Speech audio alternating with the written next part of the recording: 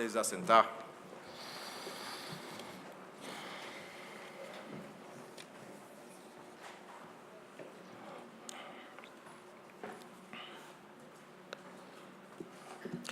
Peço à amada igreja que abra na segunda epístola de Paulo aos Coríntios, como temos feito nesta série, capítulo 2, versos 12 a 17. Nosso texto bíblico está em 2 Coríntios, capítulo 2, versos 12 a 17.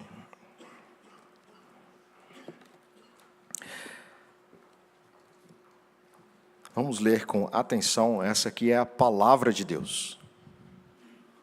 Este é o Evangelho, como diz o título do sermão desta noite, que fala do triunfo, do poder, da majestade do nosso Deus. Nós não estamos lendo palavras comuns, estamos lendo palavras inspiradas pelo próprio Deus e que é a palavra de Deus para cada um de nós nessa noite. Diz assim a palavra do nosso Senhor. Ora, quando cheguei a Troade para pregar o Evangelho de Cristo, e uma porta se me abriu no Senhor, não tive, contudo, tranquilidade no meu espírito, porque não encontrei o meu irmão Tito. Por isso, despedindo-me deles, parti para a Macedônia. Graça, porém, a Deus, que em Cristo sempre nos conduz em triunfo, e por meio de nós manifesta em todo o lugar a fragrância do seu conhecimento. Porque nós somos, para com Deus, o bom perfume de Cristo, tanto nos que são salvos, como nos que se perdem. Para com estes, os que se perdem, cheiro de morte para a morte. Para com aqueles, aroma de vida para a vida. Quem, porém, é suficiente para essas coisas? Porque nós não estamos como tantos outros, mercadejando a palavra de Deus. Antes, em Cristo, é que falamos na presença de Deus, com sinceridade e da parte do próprio Deus. Oremos. Senhor Deus, estamos aqui perante a Tua palavra que acabamos de ler. Rogamos a Tua misericórdia, que o Senhor abra o nosso entendimento, que o Senhor ilumine os nossos corações e aplique essas eternas verdades em cada um de nós. É isso que te rogamos com a confiança na graça de Cristo. Amém. Eu, quando estava pensando na ilustração que eu iria fazer esta noite, eu não estava encontrando muito bem o que falar a respeito de um texto como esse que acabamos de ler. Mas, na providência de Deus, acabei que lembrei de um fato que aconteceu com familiares meus, e eu já pedi autorização a eles, especialmente a minha esposa, né, porque hoje a ilustração principal se trata de um fato bem inusitado. Vocês podem rir, não tem problema, vão ter momentos engraçados, ou pelo menos eu vou tentar fazê-los ficarem engraçados, mas tudo fidedignamente registrado aqui. Então, eu tenho 13 pontos de ilustração que eu acho que eu consigo fazer bem rapidinho. A minha esposa está ali, se ela fizer um olhar assim meio atravessado, eu sei que eu estou falando alguma coisa demais, mas eu acho que não. Então, algum tempo atrás, a minha esposa e seus cunhados e irmãos dela foram viajar para os Estados Unidos, e já tinha sido a segunda viagem dela para os Estados Unidos, e eles foram numa turma de 17 pessoas. E imagina, então, 17 pessoas, uma família, todo mundo junto, fazendo uma viagem bem interessante, né? Uma viagem para curtir, uma viagem para conhecer lugares e fazer compras. Então, estava todo mundo naquela empolgação. mas sempre tem aqueles probleminhas que acontecem no caminho. E um dos probleminhas que aconteceu foi justamente na imigração. Quando chegaram lá, parte do grupo, lembre-se, eram 17 pessoas, parte do grupo passou pela imigração, mas outra parte não passou. Ficou lá com algumas burocracias, né? Então ficaram para trás, se isso lembrar algum filme para vocês, ou livro, né? 4 desses, e a minha amada esposa era uma dessas personagens ali, que na verdade não era personagem, era a própria, né? Ficou para trás. Então, imagina, eles tinham um tempo que deveriam sair e tinham um objetivo para chegar, e aí ficaram já um pouco preocupados, porque um grupo já estava lá na frente, outro ficou para trás, e você não tem muita comunicação, você não sabe muito bem o que está acontecendo, mas você sabe que você tem de ir para a frente. Você não pode ficar esperando. Aconteceu, então, que, depois que passou esse momento, houve um reencontro, e logo em seguida, então, eles se distribuíram em 4 carros. E aí fizeram aqueles ajustes, mais ou menos assim, olha, vamos todo mundo andar junto, tá? Ninguém corre mais, ninguém corre menos, ajustem o GPS de vocês. Quando a gente parar no sinal, todo mundo para, tá? Se ficar verde, a gente vai junto, e ficar vermelho, espera. Essas dicas todas que a gente precisa ajustar, né? Então, logo depois disso, cada um foi para os seus carros e teve aquela saída num comboio, como se fosse uma fila indiana, todo mundo bonitinho, né? Um atrás do outro, embora aquela tensão, porque era um lugar que nunca estiveram antes, de carro especialmente, não sabiam como é que funcionava aquilo lá, né? Aquelas rodovias. E, de repente, eles tiveram que parar, porque tinham um acesso para entrar na via principal, e aí o cunhado da Grazi passa à frente, e logo em seguida o outro cunhado dela, então vem a Grazi. Só que ela teve de esperar, porque um outro carro passou no meio, e se colocou no meio do comboio.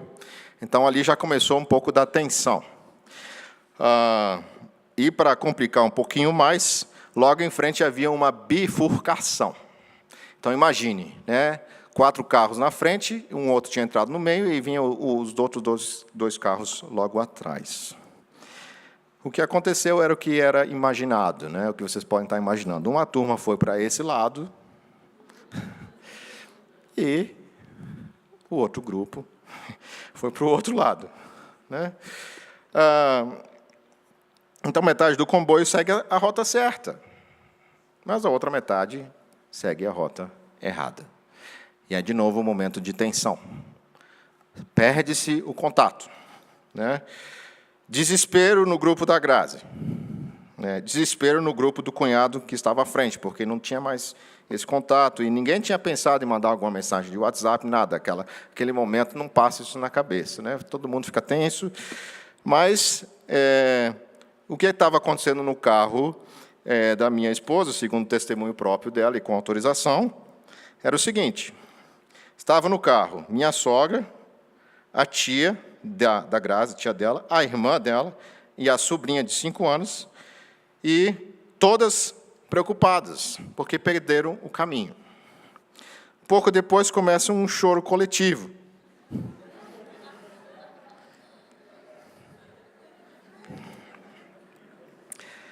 Frase entre aspas, abre aspas, nunca mais vamos nos ver.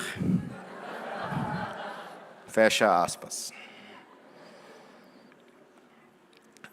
Depois disso, pedágio.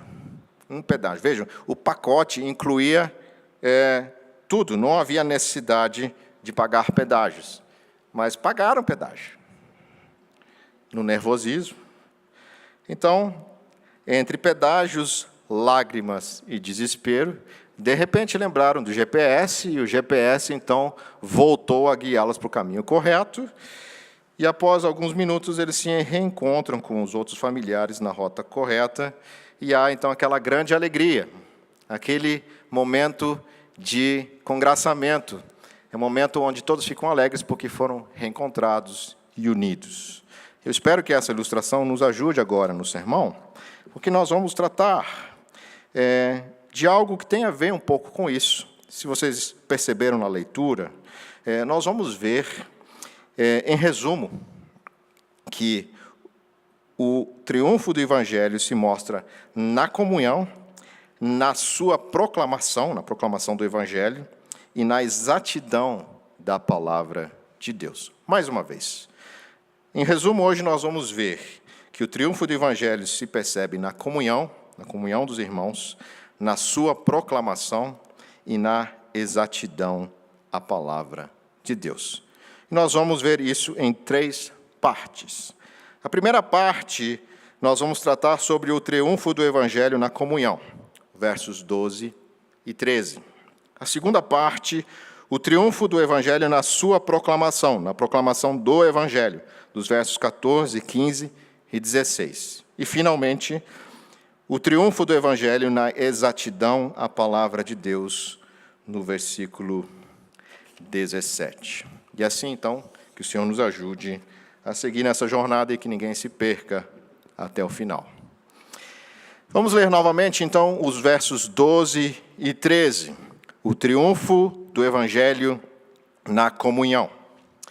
Ora, quando cheguei a Troade para pregar o Evangelho de Cristo, e uma porta se me abriu no Senhor, não tive, contudo, tranquilidade no meu espírito, porque não encontrei o meu irmão Tito. Por isso, despedindo-me dele, parti para a Macedônia. Então, como é que nós chegamos aqui? E resumindo bem brevemente, Paulo, ele escreveu a primeira carta aos Coríntios porque os irmãos de lá tinham algumas dúvidas. E isso nós vimos na nossa primeira série de pregações em Coríntios. Depois, Paulo teve de ir para Corinto resolver uma situação, e nós não sabemos exatamente qual foi essa situação, e alguns estudiosos falam que existe uma outra carta que não está no nosso cânon, que é chamada de a Carta Severa, onde Paulo usa um tom de voz bem duro com a igreja para exortá-los a mudar o seu procedimento. E depois disso ele envia Tito para ver qual seria a reação da igreja lá. E é nesse interlúdio que nós estamos aqui. Paulo enviou Tito para lá para ver como é que a igreja estava depois de Paulo ter tratado de questões bem próprias. Algumas a gente até imagina, como está escrito na primeira carta de Coríntios, mas ele estava preocupado porque ele estava esperando encontrar Tito para dar um relatório sobre a situação da igreja. Então, essa é a situação que nós temos aqui. E se os irmãos perceberem, continuarem lendo, o versículo 13 encerra uma sessão que fala sobre Tito, e aí os versículos 14 em diante, até o capítulo 7, versículo 5, são uma grande sessão que Paulo abre, é uma digressão, ele sai um pouquinho fora do assunto, para tratar sobre o ministério apostólico, sobre o poder de Deus, sobre a ação de Deus ao redor do mundo, através do espalhamento da palavra de Deus. Então, é isso que está acontecendo aqui. Então, Paulo ele começa falando lá, no início aqui, que uma porta se abriu no Senhor. Vejam lá, irmãos, que ele começa a dizer sobre o que Deus estava fazendo. Essa forma como está colocada aqui, ela está bem condizente com o original lá no grego. Está na voz passiva, é uma ação que Deus faz. É uma oportunidade dada por Deus e, ao mesmo tempo, essa oportunidade tem a ver com receptividade. A oportunidade não é só a porta aberta, mas, ao mesmo tempo, a recepção da palavra de Deus. Isso a gente vê, por exemplo, lá em Atos 18, 10, os irmãos não precisam abrir, mas é exatamente nessa passagem onde Deus aparece por meio de um sonho, Jesus aparece por meio de um sonho a Paulo e diz que tem muito povo em Corinto e que ele não deveria desistir porque ali sim haveria muitos convertidos. Então Deus estava abrindo a porta e a oportunidade estava ali. Mas Paulo também mostrava, então, uma preocupação por conta dessa situação da igreja. Ele estava, então, querendo saber sobre o que fazer, porque ele tinha outras atividades, e alguns até perguntam, então, Paulo foi irresponsável? Porque, irmãos, vejam, ele fala que uma porta foi aberta pelo Senhor, mas aí ele diz que ele não encontra Tito, e aí ele fica, então, com intranquilidade e resolve partir para Troade. Será que Paulo, então, está sendo irresponsável? E, obviamente, que quando a gente estuda aqui, a gente entende algumas coisas. Os estudiosos e alguns comentaristas falam que Paulo já tinha previamente combinado em encontrar Tito na Macedônia. Era um local previamente combinado. A gente percebe isso lá em 1 Coríntios 16, 5, em 2 Coríntios 7, 5. Então, havia essa combinação. Então, isso não foi uma coisa deliberada, simplesmente assim. A segunda coisa, Calvino diz que essa porta aberta não significava que Paulo chegou lá e não fez nada. E provavelmente ele aproveitou aquela oportunidade, pregou o evangelho ali, e como era costume do apóstolo, deixar alguém encarregado daquela região. Provavelmente Paulo pode ter deixado uma equipe naquele local para cuidar daqueles irmãos de lá. E terceira coisa é que Paulo tinha responsabilidade com outras igrejas. Em 2 Coríntios 11, 28, Paulo fala que pesava sobre ele a responsabilidade das outras igrejas. Então, o fato de ele sair de lá para ir para a Macedônia tinha a ver com o seu cuidado com as igrejas. E aqui a gente pode, então, fazer uma pequena ilustração, né? Como é que trabalhar com essa situação? Deus abre uma porta, mas eu estou preocupado com um irmão ou com uma situação. Que caminho tomar? O camaleão é um animal interessante, né? Ele tem 2 olhos e eles se movimentam de modo independente. Se vocês observarem, ele pode olhar para cima e para baixo e ao mesmo tempo. E, de certa maneira, o que nós deveríamos fazer quando Deus nos coloca em situações assim é procurar fazer essas duas coisas. Ver as oportunidades que Deus nos coloca à frente, sem, no entanto, nos perder do cuidado daqueles que estão ao nosso redor. Por exemplo, não basta você ter um GPS, e não basta você apenas seguir aquela pessoa que está na sua frente. As duas coisas, você precisa estar cuidando. Quando você está à frente e alguém está seguindo você, normalmente, se você é uma pessoa que se preocupa com o próximo, você segue o seu caminho, a pessoa está lá com o seu GPS, mas, ao mesmo tempo, ela está preocupada se a pessoa está seguindo ela ou não, ou, pelo menos, se espera que isso aconteça. É o normal que isso aconteça. Então, nós devemos ter uma porta aberta, nós devemos entender as portas abertas do Senhor como aproveitar oportunidades que o Senhor nos dá. Aqui não existe uma fórmula para entendermos como isso acontece.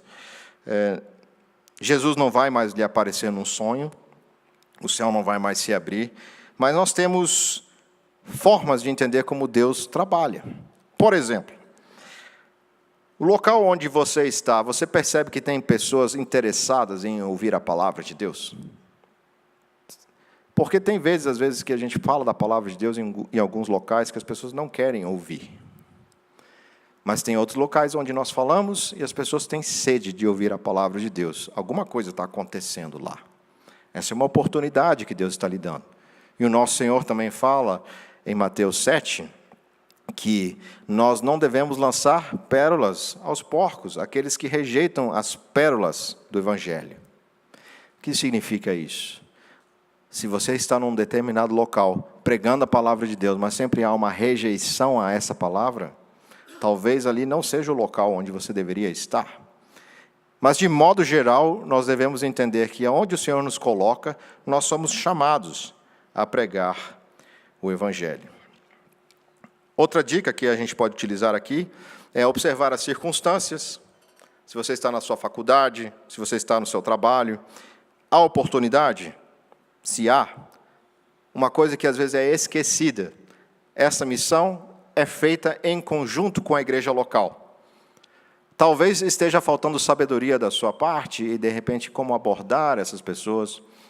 Quem sabe outros irmãos mais experientes possam te ajudar. E é muito importante que aquilo que nós estamos fazendo como uma obra, que nós entendemos que Deus está abrindo essa porta, esteja sob a supervisão de uma igreja local. É assim que funciona. Ou, por exemplo, alguns burbúrios a gente já ouviu entre os irmãos da nossa igreja, porque coisas que comentamos no conselho, comentamos com oficiais da nossa igreja, que desejamos ampliar a plantação de igrejas. Estamos hoje inaugurando um novo local, ali com a capital, mas um local que nós temos, volta e meia, falado, é naquela região mais para a Ceilândia. Eu acho que muitos irmãos que são daquela região gostariam. A gente comenta isso no conselho, dizendo, será que Deus está mostrando que essa é uma porta para onde devemos ir? Porque muitas pessoas de lá estão vindo para cá. Circunstâncias que mostram para onde Deus está nos chamando. Quem sabe é a oportunidade sua de se enganjar num trabalho assim. Será que se abrirmos um trabalho, começarmos uma congregação naquela região, você estaria disposto a enxergar essa porta? Então, circunstâncias.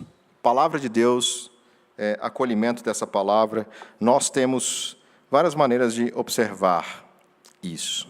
Paulo também fala que não teve oportunidade, tranquilidade. Então, nós temos, ao mesmo tempo, Deus abrindo a porta e nós temos uma preocupação. E aqui a gente precisa ter um equilíbrio, né? Entender que nós precisamos ter prioridades corretas. Como isso acontece? A preocupação de Paulo aqui era legítima, era a preocupação com uma igreja, era a preocupação com irmãos de lá. Mas pode ser que a nossa preocupação ela seja excessivamente voltada para coisas que não são a prioridade no momento. Por exemplo, e vejam bem, não entendam errado o que eu vou ler aqui. Às vezes, devemos dedicar mais tempo em problemas familiares que no serviço da igreja. Não está sendo dito aqui de púlpito que os irmãos devem não vir à igreja e não participar dos cultos, especialmente. É convocação do Senhor. Mas, às vezes, nós temos tantas atividades que nós nos envolvemos na nossa igreja, com serviços, mas talvez a maneira mais sábia seria resolver questões com os nossos queridos, com os nossos familiares.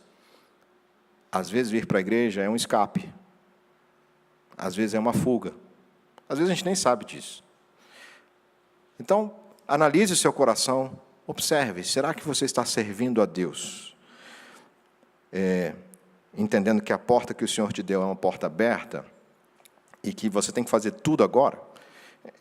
Eu tenho um conhecido, bem próximo da minha família, que ele disse que sente o chamado de ir para a África, para ser missionário lá. Mas o chamado dele foi quando ele era bem novo, muito novo. E não era o momento ainda de ir. Se for um chamado de Deus, Deus vai prepará-lo para isso. Não quer dizer que naquele instante você imediatamente precisa ir. O fato é que todos devemos servir ao Senhor, mas que o Senhor nos ensine a mostrar o triunfo do Evangelho nesses relacionamentos. Você tem mostrado no seu relacionamento que tem buscado saber quais são as oportunidades que Deus tem colocado diante de você? E, ao mesmo tempo, você tem visto como é importante também ver o Senhor trabalhando na sua casa, com seus irmãos, com a sua igreja? Ou, por exemplo, muitos gostam de viagens missionárias, nada errado. Mas por que não fazer missão aqui? Com aqueles que precisam ouvir aqui, com seu vizinho. A gente vai lá para Cuba, vai lá para o norte, lá para os ribeirinhos, nada errado. Mas e os daqui?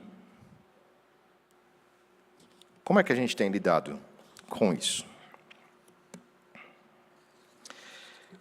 E por isso que nós devemos entender como é que isso acontece, porque muitas das vezes o nosso testemunho, a nossa palavra, não surte o efeito que a gente espera. E o segundo ponto vai tratar exatamente sobre isso. Vamos ler os versículos 14 a 16. Vamos ouvir e entender um pouco mais sobre o triunfo do Evangelho na sua proclamação ou os efeitos do Evangelho. Diz assim: graças, porém, a Deus que em Cristo sempre nos conduz em triunfo e por meio de nós manifesta em todo lugar a fragrância do seu conhecimento, porque nós somos para com Deus o bom perfume de Cristo, tanto nos que são salvos como nos que se perdem. Para com estes, cheiro de morte, para a morte, para com aqueles, aroma de vida, para a vida. Quem, porém, é suficiente para essas coisas? Paulo aqui está usando uma ilustração, que vai servir como ilustração para esse ponto, do chamado triunfo. Triunfo era, na verdade, uma procissão, um cortejo, ou algo que era chamado de pompa, daí a palavra, civil, militar e religiosa, onde generais eram vistos entrando em Roma, proclamando a sua vitória dentro daquele império. Era uma manifestação pública, longa e lenta, às vezes demorava 2 a 3 dias. E tinha a seguinte ordem: bem na frente daquela procissão, iam fileiras de cativos, especialmente aqueles que eram líderes, os cabeças do povo que foi cativado, muitos desses destinados à execução pública e humilhação. Em segundo, vinha um carregamento de objetos importantes. Logo atrás vinham, então, peças, coisas que eram relevantes daquela cultura, trazidas como despojos. Em terceiro vinha o Senado, e em quarto lugar, os oficiais militares que participaram daquela batalha. E em quinto lugar, a carruagem do próprio general vencedor, puxado a 4 cavalos. Tudo isso era acompanhado de nuvens de incenso e música pelo trajeto. Consegue imaginar uma cena apoteótica? Escravos na frente, sendo acorrentados e levados à morte. Eles sabiam que aquilo lá era a sentença de morte deles, e, do outro lado, louvor pela vitória. Era magnífico aos vencedores, humilhante e terrível aos derrotados e vencidos. E aqui nós também vemos nesse texto os efeitos do Evangelho. Paulo usa exatamente essa figura para mostrar que o poder da palavra de Deus triunfa sobre tudo e todos. Haverá vida eterna e júbilo aos que tiverem Cristo como seu Salvador. Morte eterna e sofrimento indizível aos que tiverem Cristo como seu juiz. Essa é a imagem que nós temos aqui dos versos 14 a 16. Mas temos mais aqui. Aqui diz que é pela graça de Deus que sempre nós somos conduzidos em triunfo. Vejam que expressão espetacular. Sempre, Deus sempre nos conduz em triunfo. A negativa é: Deus nunca falha. Os planos de Deus nunca falham. A palavra de Deus nunca falha. A verdadeira igreja sempre vence. O inferno não resiste. A obra de Cristo avança. Nós temos aqui, então, uma imagem que alguns têm algumas divergências aqui. Uns dizem que nós, que somos aqueles que participam desse triunfo, porque diz assim, sempre nos conduz em triunfo, em uma versão que seria, somos aqueles que participam da vitória, no sentido de termos participado com o nosso general, Cristo, ou somos aqueles que fomos cativados por Cristo e assim levados também, então, com Ele. Há divergências, mas em ambas as interpretações contém verdades. Sim, de fato, Cristo triunfou sobre nós. E sim, de fato, Cristo nos faz participantes da sua obra. E como é que Ele nos faz participantes?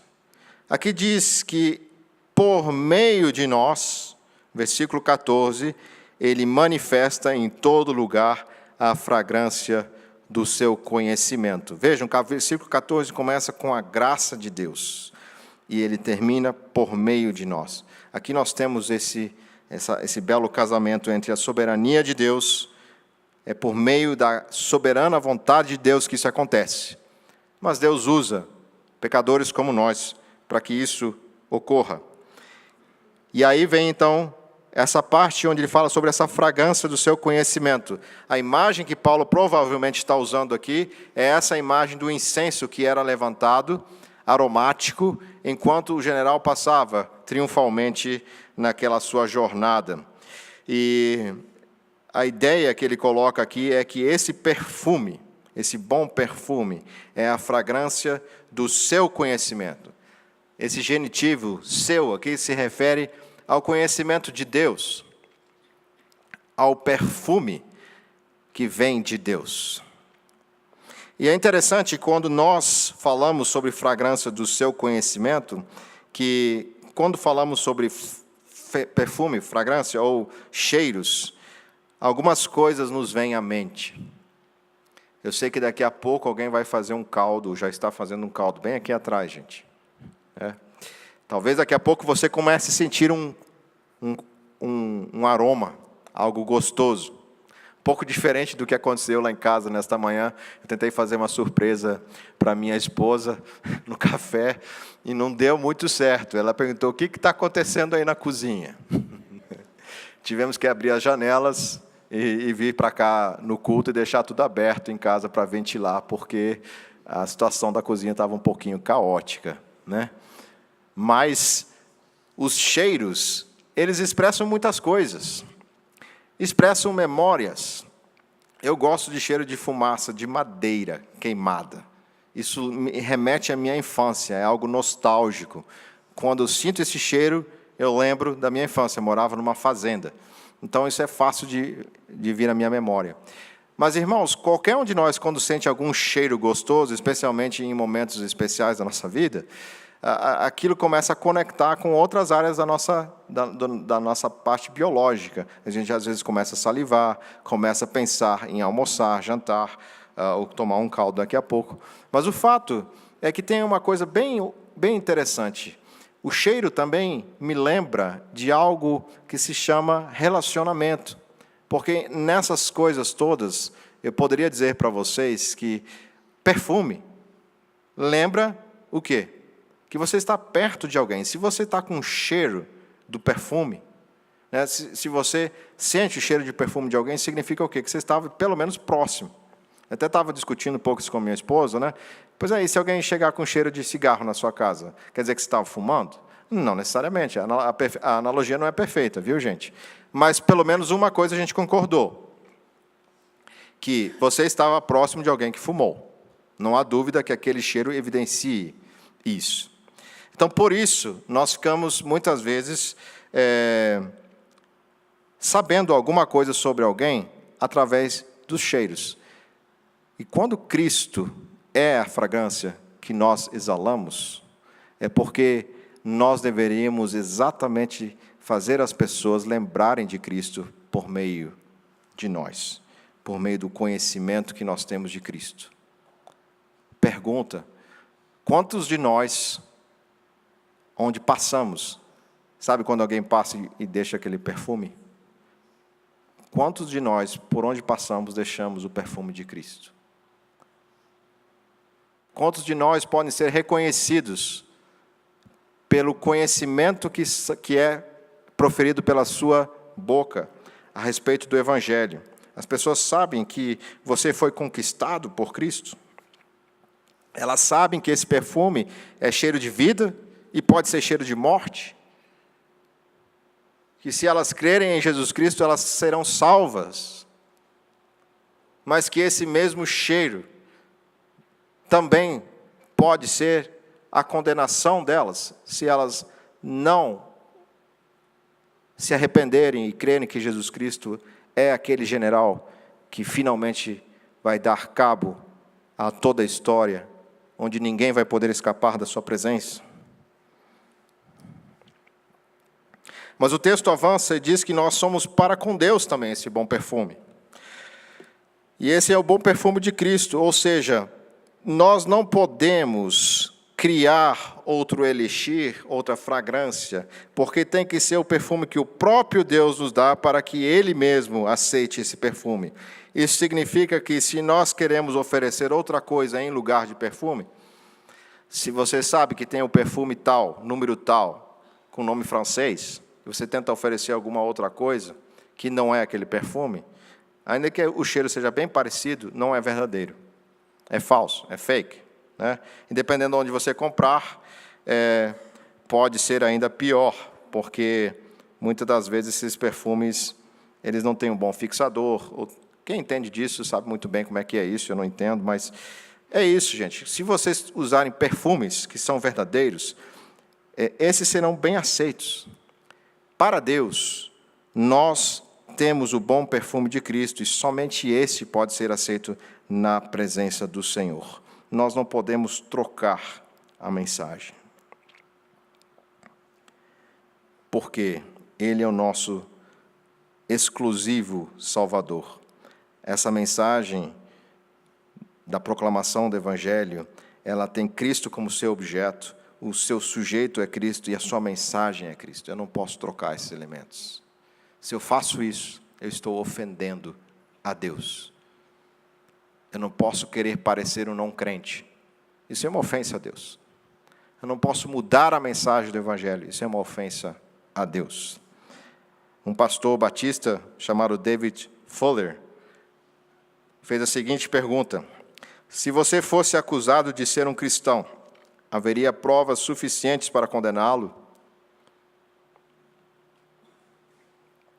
Talvez muitos de nós não seríamos nunca acusados, ou não teria prova suficiente para nos acusar, porque esse perfume de Cristo, o conhecimento dele, a palavra dele, a vida dele, não está impregnada em nós.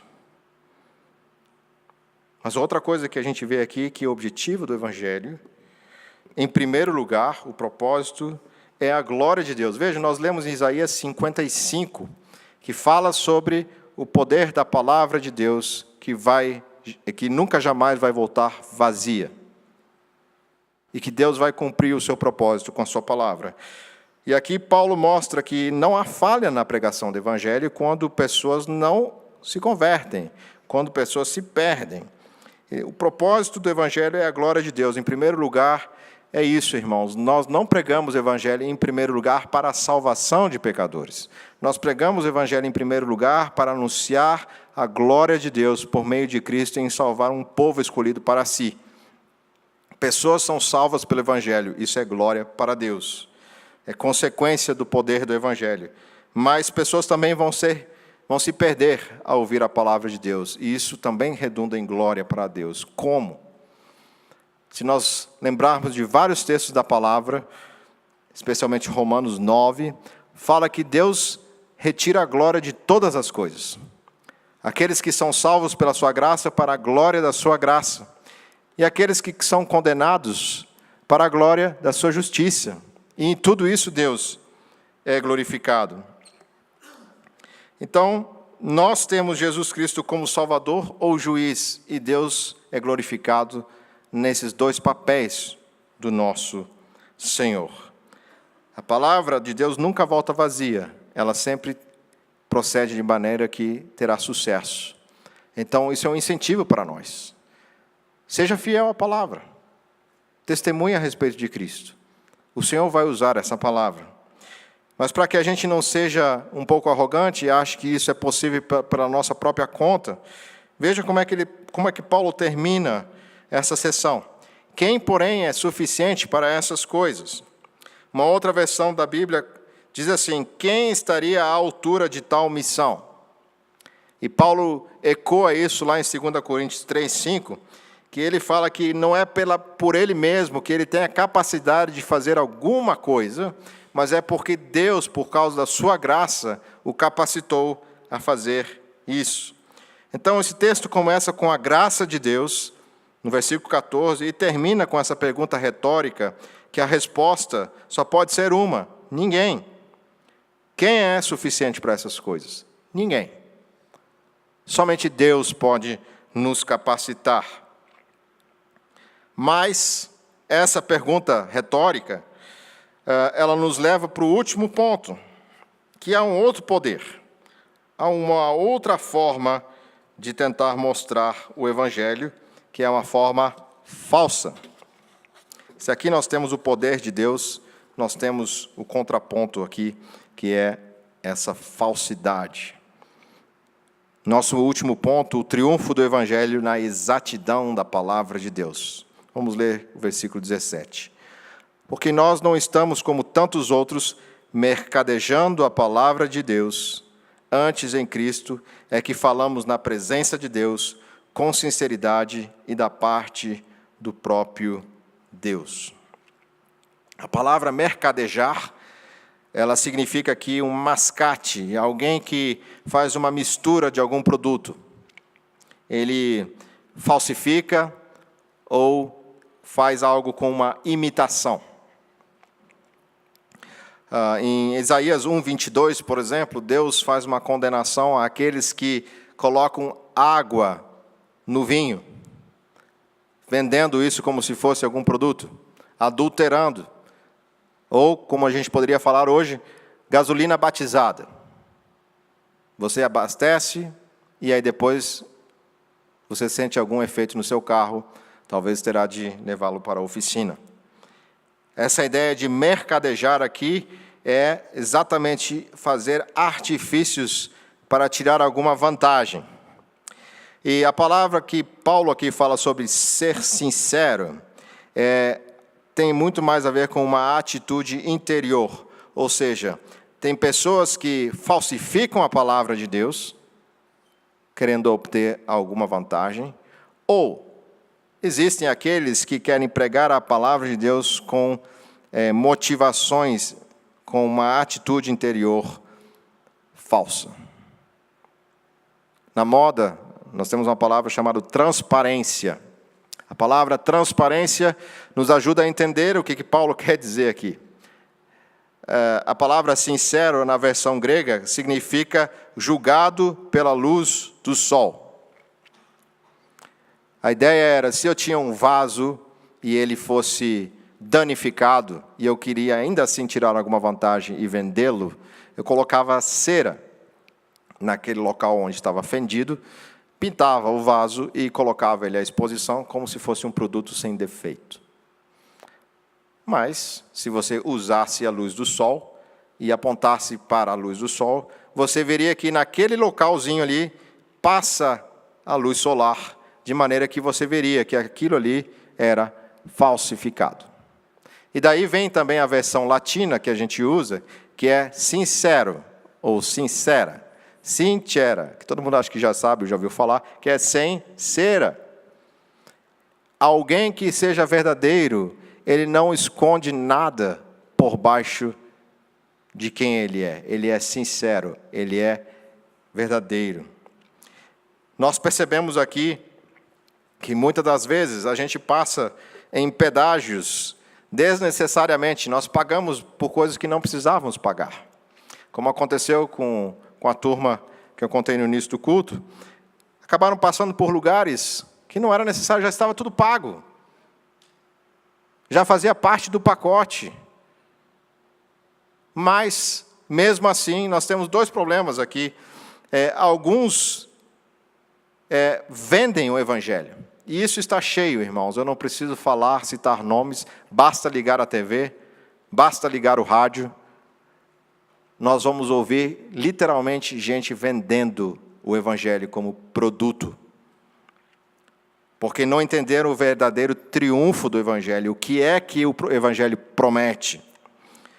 Desde o Éden, a palavra de Deus é adulterada, e assim vai ser até a volta de Cristo. Isso não é novidade. Os falsos apóstolos, Paulo teve que lidar no capítulo 11 dessa carta. Ele vai lidar bastante lá. Mas esse texto nos mostra que nós devemos depender completamente de Deus. Nós não devemos usar outro poder, outros artifícios. Nossa proclamação deve ser pura, deve ser verdadeiro, apesar dos custos que isso pode nos dar. E uma das maneiras que o falso ensino se propaga, e Lloyd Jones é que nos ensina isso, nos alerta, é que eu posso ter um falso ensino propositadamente ensinando coisas erradas, ou eu posso omitir verdades que são importantes. Essa é mais difícil de detectar.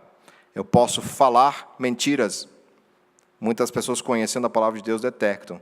Mas e aquelas que são verdade de Deus, que precisam ser ditas e que são omitidas? Essas são mais difíceis. A cruz de Cristo exige de nós também que nos arrependamos dos nossos pecados, que nós busquemos o nosso Senhor arrependidos, crendo que Ele pode mudar os nossos corações. Muito evangelho não fala mais sobre mudança de vida, não fala mais sobre arrependimento, embora isso seja uma atitude que Deus motive e é graça de Deus, mas é necessário. Então nós devemos conhecer a palavra de Deus. Que aplicação a gente tem para nós sobre isso? Nós devemos conhecer a palavra de Deus a tal ponto de não sermos enganados por falsos evangelhos. Nós devemos não só conhecer, mas como vimos antes, devemos ensinar fielmente a palavra de Deus, apesar dos custos. E também devemos denunciar o erro. Nós devemos conhecer a palavra de Deus, ensiná-la fielmente, com exatidão, e denunciar o erro. Aprendemos isso aonde? Ouvindo a palavra de Deus, nos colocando debaixo dos pés de Cristo, ouvindo o Evangelho. E isso tem que acontecer só na igreja? Não, isso precisa acontecer especialmente em nossas famílias. Enquanto nós estamos pregando o Evangelho aqui, uma vez por semana, durante 6 dias, muitas pregações, inclusive de falsos evangelhos, são ensinados aos nossos filhos. Nós mesmos ouvimos falsos evangelhos em músicas, em canções, em filmes. São todas formas e expressões que pervertem o sentido da graça e da misericórdia de Deus. Nós precisamos voltar à nossa mente aquilo que é verdadeiro, aquilo que é exato e fiel. Um sermão sem Jesus é como um hospital sem remédios. O pecado é a doença mortal. Cristo é a única cura, disse Steven Lawson. Sermão sem Cristo. Culto sem Cristo. Uma vida sem Cristo. Isso tudo são falsos evangelhos. Devemos fazer tudo isso, falar da palavra de Deus, viver com fidelidade, com a motivação correta, na presença de Deus, no tremor e temor, sem alterar a verdade. Vejam, a parte final, Paulo diz, em Cristo é que falamos na presença de Deus, com sinceridade e da parte do próprio Deus. Falar do Evangelho é falar na presença de Deus, é falar com a autoridade de Deus, com a aprovação divina. A consciência de que nós estamos sempre na presença de Deus é algo que nós precisamos cada vez mais buscar do próprio Deus. Mas eu vou inverter aqui esse texto. Em vez de falar daqueles que são os que mercadejam a palavra, da palavra de Deus, eu vou lançar a seguinte pergunta: qual é a sua motivação em buscar Cristo? Você que vem todos os domingos aqui, você que participa da nossa igreja, qual é a motivação verdadeira do seu coração? Por que é que você vem domingo após domingo aqui? Que tipo de triunfo você está procurando na sua vida? Será que é o triunfo da palavra de Deus, o triunfo da cruz de Cristo? Nós devemos ser fiéis a Deus e a sua palavra. Nós devemos entender que o maior triunfo que existe é Jesus Cristo ter vindo a este mundo, morrido na cruz por nós e nos resgatado. Se essa não for a sua motivação principal, talvez você esteja aqui, embora sincero, nesta igreja, você está errado. Mude a disposição do seu coração e venha pelas motivações corretas. E por fim, para concluir, encontrar o caminho certo é muito bom, mas ser encontrado quando estamos perdidos é melhor. Ser achado pelo Salvador quando estamos perdidos é fazer parte do triunfo do Evangelho. Que o Senhor nos abençoe, nos fazendo triunfar juntamente com Cristo em nossos relacionamentos, nas nossas oportunidades de anunciar o Evangelho, em sermos o bom perfume em todo lugar que estejamos, com fidelidade, temor e tremor diante do Senhor. Se você está desanimado quanto ao seu testemunho pessoal, o seu envolvimento na proclamação do Evangelho, lembre-se, hoje mesmo, a palavra de Deus te disse: quem é suficiente para essas coisas? Quem de nós consegue dar conta de tamanha responsabilidade? Você não vai conseguir. Eu não vou. Nós jamais poderemos fazer alguma coisa. Graças a Deus, porém, que em Cristo nos faz triunfar. Essa é a sua esperança, meu irmão. Essa é a esperança do Evangelho. Esse é o verdadeiro triunfo, onde o Senhor triunfa sobre os nossos pecados e nos faz cada vez mais semelhante a Ele em todas essas áreas que nós falamos hoje aqui. Mas ainda tenho 2 alertas aqui. Mas se você é um daqueles que está ouvindo essa mensagem e tem resistido o chamado do Evangelho para se arrepender de seus pecados, você não deseja abandoná-los, você não deseja se refugiar somente na graça perdoadora e santificadora de Cristo, saiba que hoje essa mensagem talvez seja cheiro de morte, de condenação para você. Afinal, você não sabe quanto tempo irá viver. Hoje é a oportunidade que o Senhor está lhe dando. Se você rejeitar o Evangelho, talvez as palavras de Apocalipse 22 lhe sirvam.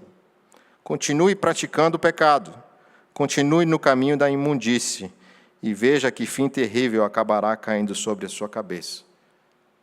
O apóstolo João disse: se você está pecando, se quer continuar, continua. Continua nessa sua vida. E você vai encontrar o Senhor Jesus como seu juiz. Agora, se você é um daqueles que tem ouvido o Evangelho, sentido que a palavra do Evangelho tem lhe atraído, que são doces os perfumes que saem de Cristo, o odor que sai do Evangelho, diferente de outros tantos falsos evangelhos que são misturados com veneno e açúcar, então, alegre-se, o Senhor está lhe fazendo triunfar sobre o seu coração, que até então estava se rebelando contra Deus. Venha a Cristo, seja participante do triunfo do nosso Senhor, rendendo-se completamente a Ele. Hoje é o tempo de salvação, hoje é tempo de se render ao general, reconhecer que Ele é o Senhor e que Ele pode triunfar sobre a sua vida, lhe dando um novo coração. Não espere, venha. Vamos orar. Senhor Deus, queremos agradecer pela Tua palavra, porque ela nos dá a verdadeira esperança, Senhor. Não cremos em mensagens de pensamento positivo ou de qualquer coisa que possa elevar o nosso ego, personalismos tão comuns hoje na nossa era, Senhor. Que o Senhor, por favor, transforme os nossos corações em participantes do verdadeiro triunfo que o mundo não pode ver e nem acreditar. Que os nossos corações sejam completamente subjugados a Ti, ó Senhor Jesus. Que o Senhor tenha misericórdia de nós. Que o Senhor dê esperança a nós, sabedoria, em lidar com os nossos queridos, com situações em nossas famílias, em usar oportunamente a Tua palavra para cuidar daqueles que ficam e avançar em direção àquilo que o Senhor tem aberto como oportunidades para pregar o Teu Evangelho. Que façamos essas duas coisas, Senhor. Cuidar dos que estão conosco e avançar, assim como Paulo fez. Ao mesmo tempo, Te rogamos, Senhor, que nos ajude a termos o bom perfume de Cristo, Senhor. Não por nós, não pelo que somos, mas pelo que Jesus é. Por favor, Senhor Jesus, tenha misericórdia de nós. Nós não somos suficientes para essas coisas, Senhor. Nós não damos conta. Mas é isso, Senhor, que nos faz nos alegrar no Teu triunfo. O Senhor deu conta. O Senhor fez. E nos livre, Senhor, dos falsos evangelhos.